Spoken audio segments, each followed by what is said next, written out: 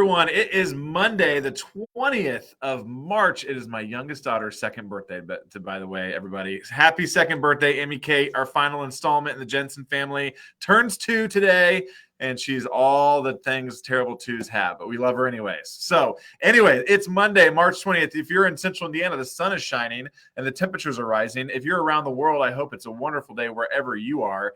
And it's wonderful because you're with us. So thank you for joining us for another March version of Mental Health Monday. Kristen, I was just trying to throw as many M words in there as humanly possible to make that alliteration work. But we are so honored today to switch things up a little bit, bring on a new fresh face who has some trendy glasses, by the way, to talk about mental health in the sports arena, which I love, especially with March Madness. Honestly, as a lot of sports fans probably need some mental health this morning after Purdue's whatever that was on Friday. And then I sat up and watched IU last night, gave up with about 90 seconds to go. Couldn't quite pull it through there. So there might be a lot of mental health that's needed around sports here this morning. So I'm going to introduce my good friend, Kristen Boyce, the owner of Pathways to Healing Counseling here in Noblesville, who has graciously for the past 3 years walked us through mental health sessions here on Mental Health Monday, and allow Kristen to introduce our guest speaker. So good morning, Kristen. Good morning, Mayor Jensen. Yes, Mental Health Monday with March Madness. Woo, man. Woo, we are really hitting on all cylinders today.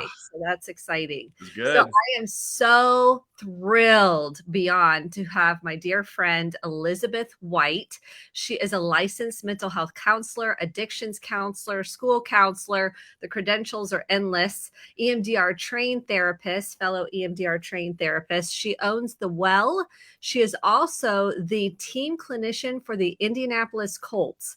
And she is a wealth of information, depth of knowledge, and here on a mission to make an impact in mental health in the sports arena.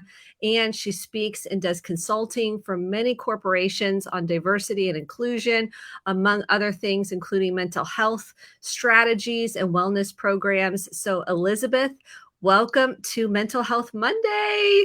Yay! Thank you for having me. I'm so excited to be with you guys. Mayor Jensen, so nice to meet you. To meet you. And Kristen, you know I adore you. Oh, I'm so thankful you're here to talk about sports and mental health. Before we get started, we start every session with deep breathing. So we do square breathing. So let's get started. We'll do 2 deep breaths. I recommend this anytime you're stressed during the day to reset the nervous system and calm and get more clarity in the moment. So feet on the floor, we'll start, we'll do 2 breaths together, kind of get comfortable in your seat, or if you're standing, feel your feet on the floor. A big deep inhale through your nose, and we're gonna inhale for 4, hold the breath for 4, and slowly exhale out your mouth for 8. So let's do it together. Big deep inhale. And release.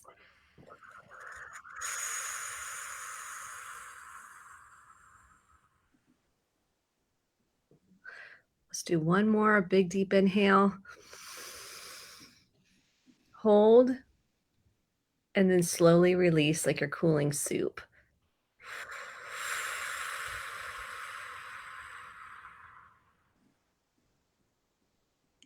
Just kind of resets the nervous system. And I recommend doing this every hour throughout your day.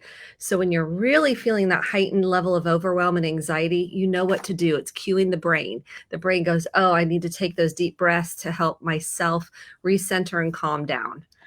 I love it. Before I'm going to let you, Kristen, kind of navigate this conversation with Elizabeth here, but a few ground rules before we get started. I want to, first of all, if you have any questions throughout the show here this morning, anyone listening, feel free to chime in on the chat, or if you just want to say hi. I want to give a shout out to 2 of my good people who are listening. One of our deputy mayors is actually at home recovering from a surgery for the next couple of weeks. She's watching. Then one of Noblesville's newest residents, Alexandro, I officiated his wedding. He is now a Noblesville resident who moved here from Brazil. So Alexandro, thanks for listening, buddy. I know the weather's getting better for you, getting much more like your hometown. I apologize for last weekend. It was really a blip on the radar.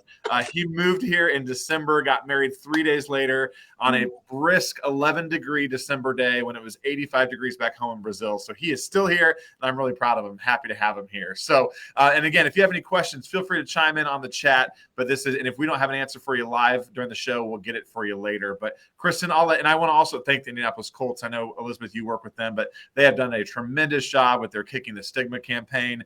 I've had a chance to meet Kaylin Ursay and all the work that they're doing. She invited me to join them on a mental health roundtable once. So kudos to them for really leaning in on this mission and empowering and employing people like you, Elizabeth, for taking this to the next level. So Kristen, I'll let you fire away, and I'll be here for comic relief throughout the conversation. Yeah, feel free to chime in. Yeah, There's yeah, so we'll much see. we can talk about. We have so little time. Feel free to put your questions in the comments for Elizabeth. I thought we'd jump in and just talk about kind of the state of the union with sports and mental health.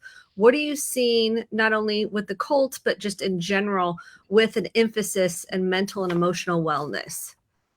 You know, the thing that's been interesting for me is I started with the Colts. So this is going to be my 9th season coming up. So I started with them before having a clinician was a part of the CBA, which is the agreement that the players have about what types of services and what types of things are going to happen at the league level. So now it is a mandate. Starting, I think, 2020, that every team have a clinician. So the thing that I always love to share with folks regarding the Indianapolis Colts is that they were ahead of the pack, right? So they identified this need in their Colts community before it was mandated to be a requirement that I be in the building. So I love the fact that we are having the conversation about the pressure and the stress that can happen for a person who's a private person with a very public life. And I think one of the things that many of us can forget about is that the average professional athlete is entering at a time that none of us wanted the whole world to see everything that we were doing, right? So if you're 18, 19, 20, 22 years old, none of us really wanted the whole world to be able to know in a split second what was going on with us, shortcomings, failures, and maybe even successes, right? So that's one of the things that I love is that I think that the conversation has gotten really, really robust. It's crossing over into all different spectrums of sport. And I think it was just really time. It was probably past time. What do you think is the biggest challenge when it comes to sports and mental health? Probably one of the biggest challenges is time. The demands of the schedule for training and preparation are significant, right? And so then on top of that, you have still trying to maintain your own identity just as a human being, as a person. So if you are in season, let's say football, if you're in season, that is can be a very grueling work schedule. And you might still be a dad, right? Who has and a husband, or a son who has a mom who's in the hospital or whatever. So I think one of the biggest challenges is the time to figure out how to take care of your mental health, which is why I love the fact that you started with box breathing right there, right? Because I'm always trying to figure out what can I share that can be done in 1 minute or 2 minutes or 5 minutes. Could I jump in on that? Because I think somebody actually, Glenn just pointed out a good point. This conversation around that they are husbands and fathers or spouses, we talk about this a lot with the public safety programming that we have in the city of Noblesville. We have a mental health therapy dog. We actually have 2 of them now that work with our officers, even helping them process through the trauma that they saw throughout the day. Because I think we forget that our police officers, our athletes, our firefighters also are human beings. Our elected officials, for that matter, are human beings that go home and change diapers and kiss spouses and put kids to bed. So I think that is a huge point that we forget sometimes. We put these people on pedestals. They are real people. And so I was going to ask, as you said, what kind of tips do you give maybe athletes on the field, maybe in the middle of a game, trying to focus on their mental health and balancing all that out? I know you talked about square breathing, but could you and Kristen maybe share a few tips that you share to professional athletes? Sure. So one of the partnerships that the NFL has is with Headspace. And so I encourage all of our guys to download Headspace. And we will definitely work on sleeping before the game, sleeping the night after the game. Many people think about the preparation for the game, but it's also life after the game, whether you're managing an injury or whether you're not happy with the outcome, right? So we'll encourage our guys to use the interventions that are on there. One of the other ones we do is a 2x4. So I talk to guys early in the season about things they can do in 2 minutes, 2 hours, 2 days, or 2 weeks. So we're always trying to have this conversation about making mental health hygienic. Doing something every single day for your mental health is just as important as brushing your teeth every single day. And we would never ever go outside without hopefully without brushing My without kids brushing our probably would. teeth, right? So we have to have this conversation about mental health being a part of that. For players, I stole this from another clinician. I wish I knew who it was. I don't remember right now, but I read this about flushing it. So I've used that with my players that if you've gone out and a play has not gone the way you wanted, then you got to flush it like the toilet. Like we're not trying to examine it. We're not trying to figure out what's going on. We're like, okay, I'm done with that and on to the next thing. So that mindfulness piece about staying with the next play, staying present in the current play. And when that one's over, moving on to the next one is something that players will definitely talk about during a game. How about shame in professional athletes and just athletes in general? Like I messed up the game, I lost the winning point, I didn't get the touchdown, didn't make the pass, didn't whatever. Yeah. What are some of the advice you give on shame and working through that? Yeah.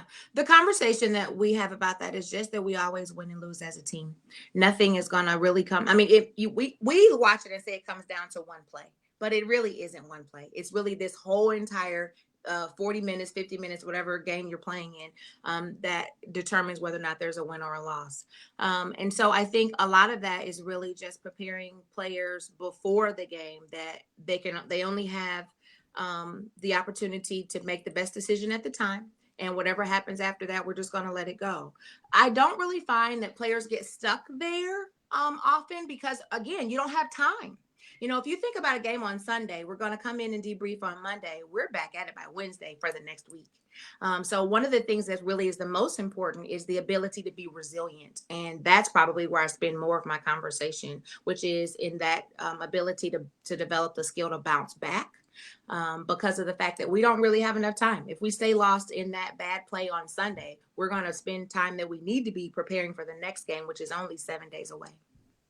Talk to me about addictions with athletes. We see some of the big athletes at times, they have an alcohol problem, a drug addiction, gambling. Talk to me about what you see and how you help people work through that piece.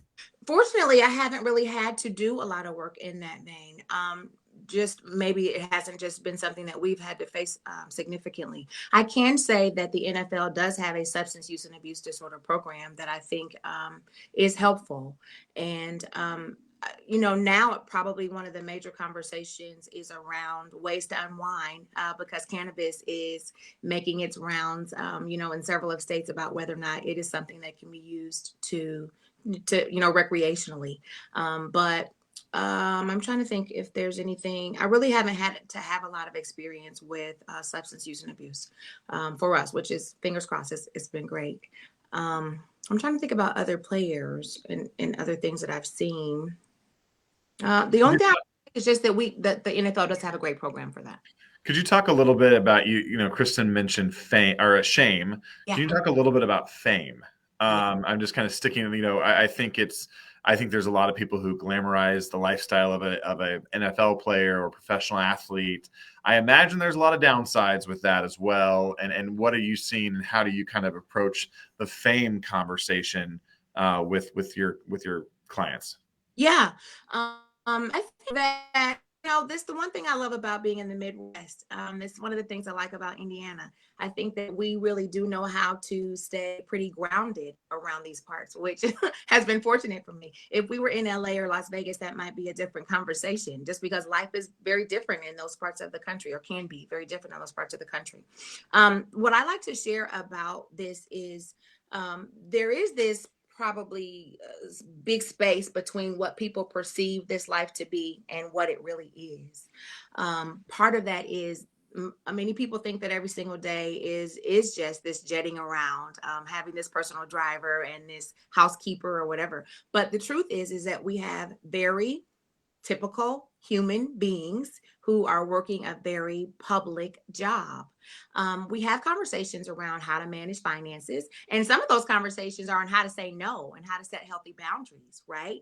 Because people generally think that professional athletes are making a lot more money than they really are. You're going to have your huge contracts, your Tom Brady, your Aaron Rodgers, you're going to have those types of contracts. But the average player has a whole lot of people that are looking to take some money out of that check. And then there's always the cost of living, and many players are bi-coastal. They might be here during certain parts of the year and other places in at the other times of the year, and so that can be expensive as well. As far as managing fame, I think it's just developing your identity, making sure that you know who you are as a person, what's important to you, and then also being able to say no when that's appropriate too. But I bring up again that remember now, the average person that's entering this field is probably like 22 years old. So knowing who you are at 22 still comes with its own challenges. We all know the brain is still developing until 25. Right. So your ability to count up consequences and your ability to make make the what we might think is the best decision is still going to be hampered because your brain is not even there yet. So I'm always working on, hey, how do you get to be the man that you want to be on the field and off the field? But they're still in a very, very prime stage of development.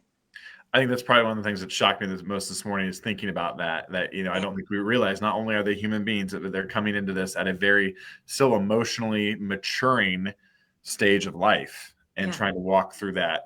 That would be incredible. So Glenn had a question that was really great. What are the greatest mental blocks you find with your athletes? Yeah, it's probably performance. Just am I good enough? I think that's one of the things that people don't know is that every single week there really is a competition for your job. That's really the truth. You can be benched at any point. There's a reason why there's a depth chart, right? Like we're predicting that this person is playing, is going to start this week, but there's a reason why the depth chart changes every week because somebody might not be starting from week to week. So the pressure that can happen for a person who really is maybe on the bubble about whether or not they're going to be starting or whether or not they're going to be able to, how many reps they're going to have in a game can definitely be one of the mental challenges that a player might face. I just don't want think about that. Every single week you're trying to figure, are you going to be the mayor next week? Luckily, I do a 4-year cycle, not an every week cycle. So, compared to the weekly cycle, that 4 years looks pretty good. Yeah. And so I'm not sure how other sports do it necessarily because I don't have any clients now in the NBA. So I'm not exactly sure. But for football, it can definitely be that way. So there's a lot of pressure about, am I performing well? And, am I going to keep my spot? And that's what I was going to ask about fear and anxiety, fear of injury, fear of losing the job, fear of not getting to play, whatever the fear might be. How do you help them work through fear? Well, we'll do guided meditations. We can do some EFT tapping, EMDR. Kristen referenced EMDR at the beginning of our conversation. Eye movement, desensitization, reprocessing is such a long phrase, but that may be something that might be appropriate. In my work, one of the greatest challenges has been returning from a significant injury. There can be a lot of anxiety about that because if you think about it, if any of us have even gone through, let's say, a car wreck, you kind of replay it in your mind over and over and over. If you get to that intersection and you can kind of see how things happened. Well, when you get hurt on your field, that's the field you're playing on at least half the season. So the opportunity to keep replaying something negative happening in your head is definitely present. And that may be the time that I would slide into something a little more clinical and try to work through that. So I love guided visualizations. Identifying the outcome that I want and leading a player through that, starting as early as like, okay, this is what it looks like when I get up in the morning of the game. And when I eat my breakfast, this is how I look and this is how I feel. And then I'm walking down to the bus and how do I feel then? So kind of walking through a guided meditation and identifying the spaces where anxiety shows up and then deep breathing through it or talking through how to manage that stress at the time. And usually we have some pretty good results, but definitely going back to the field after injuries, definitely one that can produce anxiety. That makes a lot of sense. And the fear of getting re-injured. Mm-hmm, for sure. And that concern of what will happen if I get re-injured. Yes. And then Headspace is great for that too. The app we were talking about that has meditations, it has coping strategies. It's an app you can download and then use it at night or during the day or whenever you need it. Yes. So what are some of the other pieces in terms of a player getting stuck? Is it past trauma? How much of past trauma, maybe it could even look like some of their quote unquote failures in the past or things along those lines get replayed? How much of that do you have to work through with the players in order to clear the mindset to be able to play the game they want to play? Yeah, that can definitely show up. One of the things I think people would probably be surprised to hear about is the role of relocation. Mm. Because you could play on, we've had what, five different quarterbacks, in our organization in the last 5 years. So right, so there's a lot of relocation, a lot of moving around, and if a person has had a military family or a family that had some more issues with poverty, where moving was a trauma for them, then to have this job now where you might be on five different teams in 5 years can definitely be something that can be a trouble spot.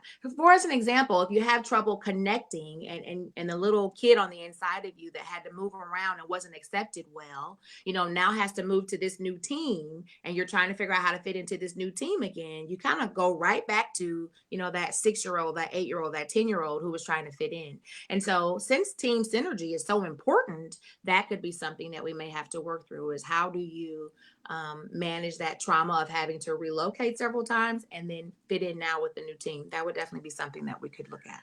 One something I've thought about too, not only just the player relocating, but some of them have young families that you're picking up and moving. I think about I have 4 little kids and my actions in this job and down the road, and that weighs on my mind heavily throughout every single day of my life. I would imagine that would be a whole nother layer of anxiety into a player.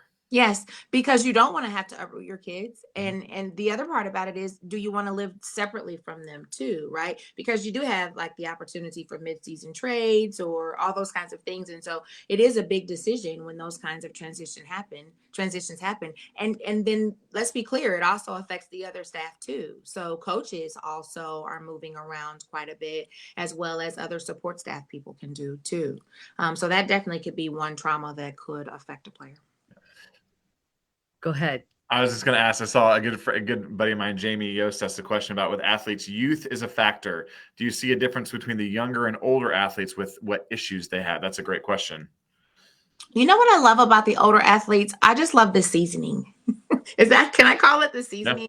It is the confidence. It is the ability to communicate that we're going to be okay. It is that I've lived through a lot of things. I've seen things. And so this is how we got through that. And this is how you can get through that. So I think, that's just something that comes with life experience. And I've seen it be very, very helpful for younger players to be able to be around the older players who just had the opportunity to see that bounce back. One of my favorite types of players to work with is one that wasn't a draft pick necessarily, because they know and have had to develop that resilience, right, to find their place on the team and to be a significant contributor. And I love being able to work with players who didn't have necessarily the ease of transitioning to this lifestyle and this career. So that's definitely one of the things. As far as younger players are concerned, I think the role of social media probably affects younger players a bit more because they've had the opportunity to have it be present probably from their mama's wombs now, Mhm. to today. And that definitely can change things. So I encourage players many times to take it easy on social media or to disconnect or to choose maybe one platform versus 2 or 3 platforms that they like to peruse and frequent just because it gets noisy. Last year, there were some major, I think that college athletes are seeing it now too, that people are really mean and hurtful and say things that are borderline criminal to Mhm. people, about them being hurt, hurting their families because something hasn't gone well in the game or because a play hasn't gone well in the game. So just tuning out some of that and quieting some of that noise, I think is one of the challenges that younger players can face for sure. One of the things I think is important too, and I know we have another question, is relationships, marriages, Yeah. relationships, and how those are impacted by being a professional athlete or just an athlete in general. What Yeah. do you see that Yeah. in terms of helping people through that? Because I can imagine that's a big part of being a professional athlete. It can definitely be challenging. I think we probably all have busy weeks when we're trying to figure out how to connect with our partners. Well, imagine if are working 12-hour days and then gone on the weekend too. So that's definitely something that can face them. I think there are some things put in place for significant others of players to try to support them, and typically they have a really good close knit group of that are that can support each other through that. But it definitely is a challenge. But I find that it is still very typical for what we would all face. It is, how do we speak to each other? It is, how do we identify each other's love languages? It is, in a busy week, in a week when you feel overwhelmed and it seems like there's not going to be time for anything, how do I prioritize you or communicate love and care and concern to you? It is, are we meeting each other's needs? And so many of the questions are the same.